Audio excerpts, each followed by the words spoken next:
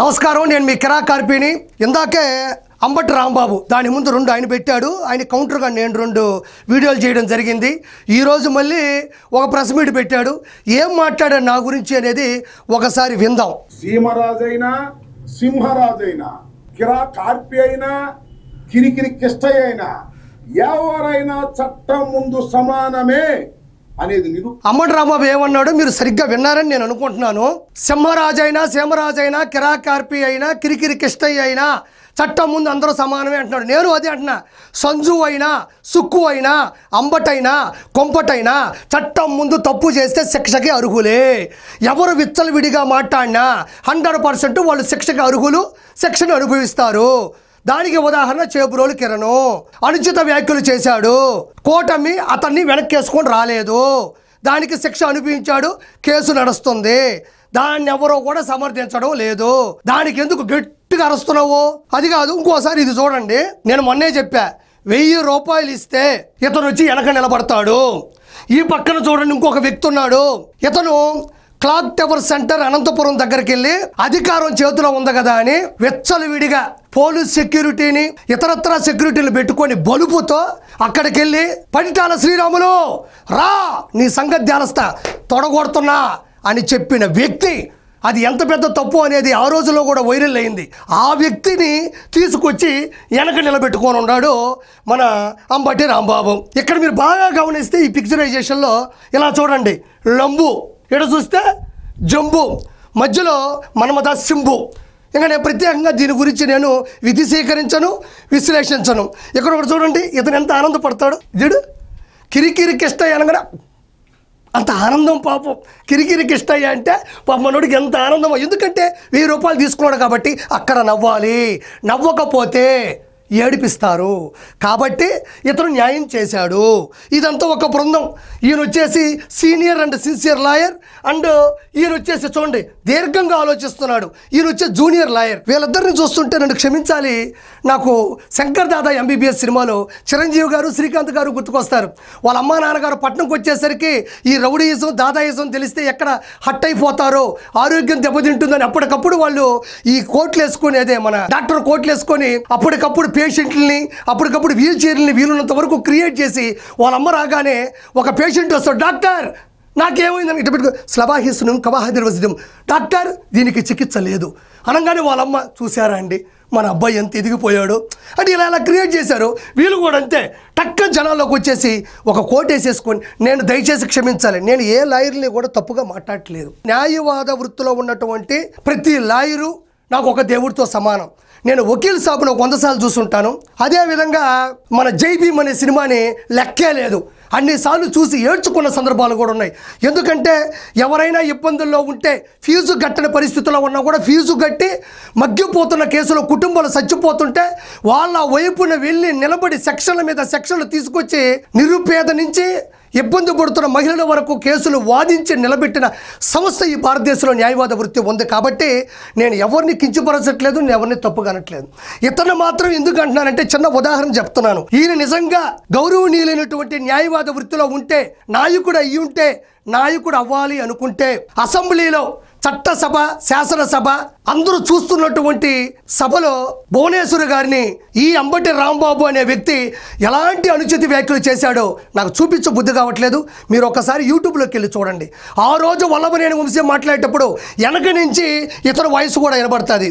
ఇతను నన్ను గౌరవించమంటారా చెప్పండి? నిజంగా ఇతను గౌరవనీయులైనటువంటి న్యాయవాద వృత్తిలో ఉంటే, నిజంగా నాయకుడు అవ్వాలనుకుంటే, నాయకుడే అయ్యి ఉంటే తన సొంత అల్లుడు వచ్చి మా మామ ఒక దొంగ అని చెప్పాల్సిన అవసరం తనకేమొస్తుంది? ఇది రెండో విషయం. మూడో విషయం, ఇతను నిజంగా న్యాయవాదమైనటువంటి వృత్తిలో ఉంటే, నిజంగా ఇతను నాయకుడి అవ్వాలనుకుంటే, ప్రజాస్వామ్యంలో ఉంటే ఆడపిల్లలకు ఫోన్ చేసి సంజు సుక్కు అని ఇద్దరికి ఫోన్ చేసి అర్ధరాత్రుల్లో గంట అరగంట అని మాట్లాడే పరిస్థితి ఇలాంటి వాళ్ళకు ఉంటుందా? నిజంగా ఆ వృత్తిలో ఉండేవాళ్ళు ఇలా చేస్తారా? దయచేసి కింద కామెంట్లు తెలియజేయండి. నేను మాట్లాడితే రాంగ్ అయితే మీ ఇష్టం ఏమైనా పెట్టుకోండి. ఇతను నేను గౌరవించాలా? ఇతను గురించి నేను మాట్లాడాలా? మీరు చెప్పండి ఒకసారి. ఇతను నా గురించి ప్రెస్ మీట్ పెట్టి, క్షమించాలి, సీమరాజా గారు అంతర్జాతీయ ప్రధాన కార్యదర్శి, ఆయన వైఎస్ జగన్మోహన్ రెడ్డి కాదు, ఎవరు తప్పు చేసినా ఒప్పుకోడు. ఎందుకంటే అలాంటి వాళ్ళు కావాలి మన పార్టీలో. సో అతను ఆయన ఏం చేసుకుంటాడనేది నాకు అనవసరం. అతను సీఎం పిఎం కోసం పోరాడుతున్నాడు. ఖచ్చితంగా ఆయన గెలవాలని నేను మనస్ఫూర్తి కోరుకుంటున్నాను. నా గురించి మాట్లాడాడు కాబట్టి నేను మాట్లాడుతున్నా. ఒకసారి చూడండి, కిరాక్ ఆర్పి అనుచిత వ్యాఖ్యలు చేశాడు, అతన్ని అరెస్ట్ చేయాలని కేసు పెడుతున్నాడంట. అసలు ఎవరెవరు అనుచిత వ్యాఖ్యలు చేశారో ఇప్పుడు నేను చూపిస్తే ఒకసారి చూడండి. ఆర్పి ఏం మాట్లాడినాడని చెప్పేసి అతను అక్కడికి వచ్చి ప్రెస్ మీట్లో మాట్లాడుతున్నాడు. నేను మొన్న కూడా చెప్పా, కిరాక్ ఆర్పి తప్పు చేస్తుంటే సాక్ష్యాలతో సహా ప్రెస్ మీట్కి వచ్చి టీవీలో పెట్టు, కిరాక్ ఆర్పి ఇది తప్పు మాట్లాడినాడు, ఇది రాంగ్ అని చెప్పు. నేను ఇంకో విషయం కూడా చెప్పామన్నా, కిరాక్ ఆర్పి తప్పు చేస్తే అవతల పార్టీ వాళ్ళు తిడతారని ఎవరైనా భయపడతారేమో. మా పార్టీలో తప్పు చేస్తే మా పార్టీ ఒప్పుకోదు, అంత భయంతో బతుకుతాం మేము. అది that is TDP, that is కూటమి.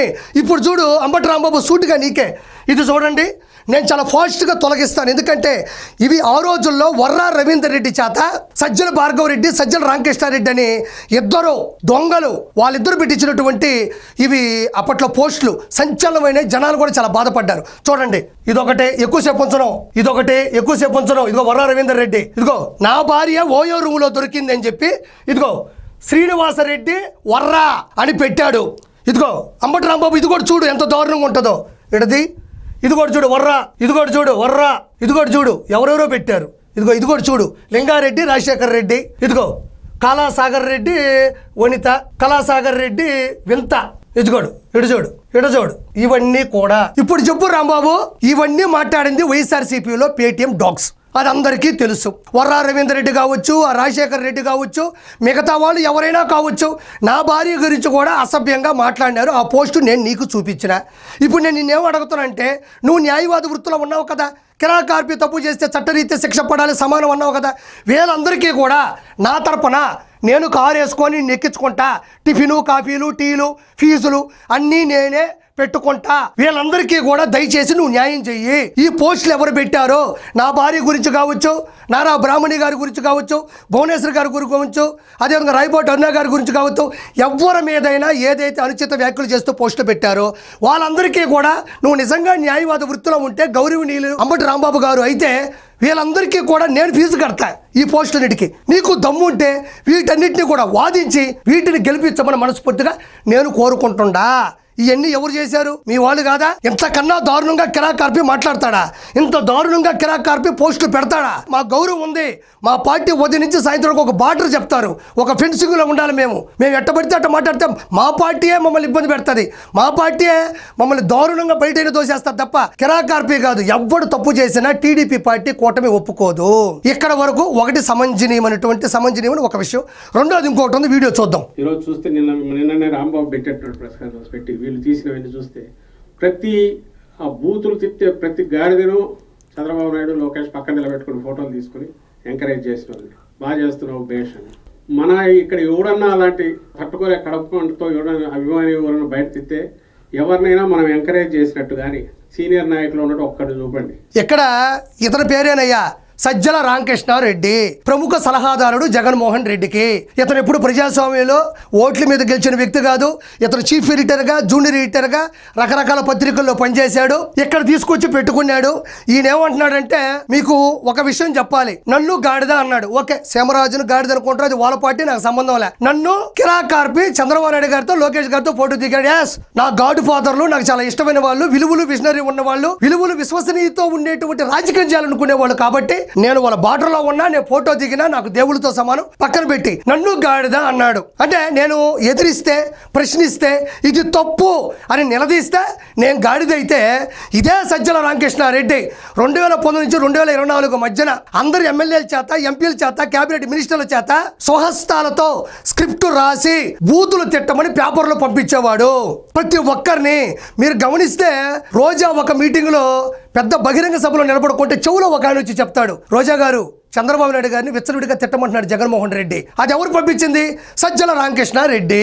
ఇప్పుడు చెప్పండి, నేను గాడిదైతే ఇతన్ని ఏ జంతువుతో పోల్చాలో మీరే చెప్పండి, మీ ఇష్టం. కిరాక్ ఆర్పి తప్పు అయితే కామెంట్లో మీరే రాయండి. అతను ఇవన్నీ చేస్తుంటే అతన్ని ఏమంటారు మీరే చూడండి. అదే విధంగా ఈయన కుమారుడు సజ్జల భార్గవ్ రెడ్డి ఈ వర్రా రవీందర్ రెడ్డిని, బోరుగడ్డ అనిల్ని, శ్రీరెడ్డిని, పంచప్రభాకర్ని, కొడాల నానిని, వల్లభనేని వంశీని, వీళ్ళందరినీ కూడా అనిల్ కుమార్ యాదవ్ని వీళ్ళందరికీ కూడా స్క్రిప్ట్ పంపించి ఈ వర్రా రవీందర్ రెడ్డి చేత ఇప్పుడు చూపించాను కదా పోస్టులన్నీ, ఈయన సుపుత్రుడు, ఈయన కుమారుడు, ఈయన అల్లారు ముద్దుగా పిచ్చినటువంటి బిడ్డే ఈ అన్నిటినీ కూడా ఆ రోజు సోషల్ మీడియాలో పెట్టడం జరిగింది.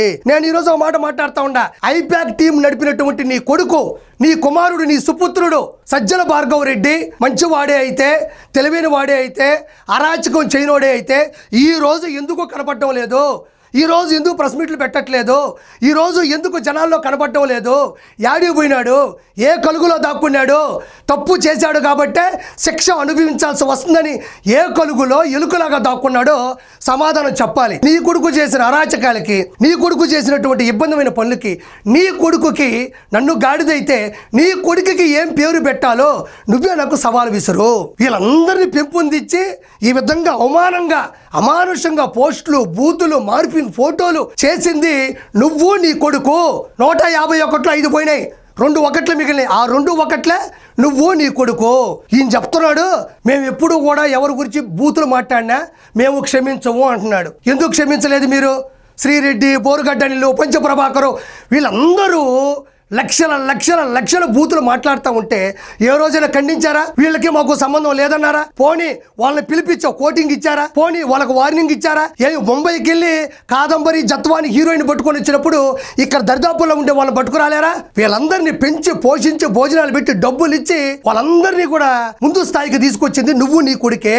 నేను అదే అంటా ఉండా, ఈ రోజు నేను గాడిదని కాదు, ఎవరు గాడిద అనేది జనాలు తెలియపరుస్తారు. నేను ఒకటే చెప్తున్నా, అది అంబటి రాంబాబుకైనా, సజ్జల రామకృష్ణారెడ్డికైనా కిరాక్ ఆర్పి తప్పు చేస్తుంటే ఏం తప్పు చేశాడని తీసుకొచ్చి ఒక ప్రెస్ మీట్ పెట్టండి. వీలుంటే సాక్షికి లైవ్కి నేను డిబేట్కి వస్తా, నేను వస్తాను. మీ ఏ ఛానల్ పిలవండి, నేను వస్తాను. మీరు అందరూ తీసుకుని ఆడ పెట్టండి, నేను పెడతాను. ఇద్దరు మాట్లాడకుండా అందరూ చూస్తూ ఉంటారు. ఏమీ లేకుండా, ఏ వీడియో లేకుండా, ఏమీ లేకుండా వచ్చేసి కిరాక్ ఆర్పి అట్టన్నాడు గాడిద అంటే ఎవరు ఊరుకునే ప్రసక్తి లేదు.